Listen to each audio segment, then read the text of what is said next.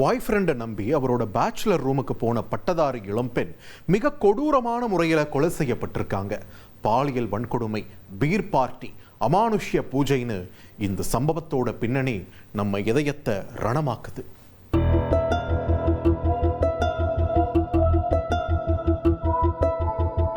காதலியை குத்தி கொலை செய்துவிட்டு அந்த இளம்பெண்ணின் ஆத்மாவை அன்போடு வா வா என அழைத்த சூனியக்கார காதலன் இவர்தான்.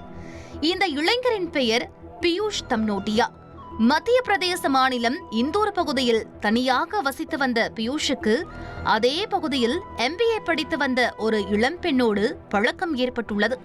இருவரும் சென்ற பிப்ரவரி 10 இரவு டேட்டிங் செல்ல திட்டமிட்டுள்ளனர்.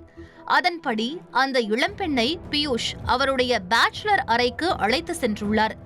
பாய் ஃப்ரெண்டை நம்பி சென்ற அந்த பெண் அங்கு நடக்கவிருக்கும் படுபயங்கரத்தை பற்றி தெரிந்திருக்க வாய்ப்பில்லை. அன்றிரவு கேர்ள் ஃப்ரெண்டை வீட்டிலேயே சிறைப்பிடித்த பியூஷ் அவரை கொடூரமான முறையில் பாலியல் வன்கொடுமை செய்து கொலை செய்துள்ளது ஒட்டுமொத்த மத்திய பிரதேசத்தையும் குலை நடுங்க வைத்துள்ளது. ஆம், பியூஷ் இளம்பெண்ணுடன் உடலுறவு வைத்துக் கொள்ள வேண்டும் என வற்புறுத்தியுள்ளார். ஆனால் அதற்கு அந்த பெண் மறுப்பு தெரிவிக்கவே இருவருக்கும் வாக்குவாதம் முற்றியிருக்கிறது.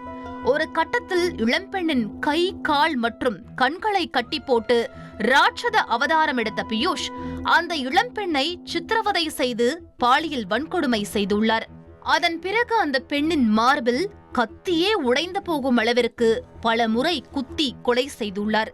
பின்னர் அங்கிருந்து கூலாக வெளியே சென்ற பியூஷ் பியர் பாட்டில்களை வாங்கி வந்து காதலியின் பிணத்தின் அருகிலேயே அமர்ந்து விடிய விடிய குடித்துள்ளார். போதை தலைக்கேறியதும் தன்னுடைய காதலியின் ஆத்மாவிடம் மன்னிப்பு கேட்க வேண்டும் என நினைத்தவர் யூடியூப் வீடியோக்களை பார்த்து இறந்தவரின் ஆவியை அழைப்பதற்கான ஸ்பெஷல் பூஜைகளையும் செய்துள்ளார். ஆனால் இறந்தவரின் ஆன்மாவை தொடர்பு கொள்ள முடியாததால் பிணத்தை வீட்டிலேயே போட்டுவிட்டு அங்கிருந்து பியூஷ் தப்பி சென்றுள்ளார். சில நாட்களுக்கு பிறகு அந்த வீட்டிலிருந்து துர்நாற்றம் வீசிய பிறகே நடந்த மொத்த சம்பவமும் தற்போது வெளிச்சத்திற்கு வந்துள்ளது. காதலியை கொன்று தப்பி ஓடிய பியூஷை சிசிடிவி கேமரா பதிவுகளை வைத்து ட்ரேஸ் செய்த காவல்துறையினர் மும்பையில் கைது செய்துள்ளனர்.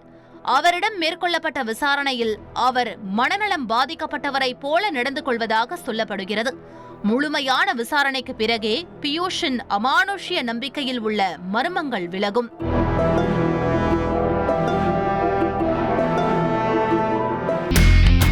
இனி செல்லும் இடமெல்லாம் செய்தி.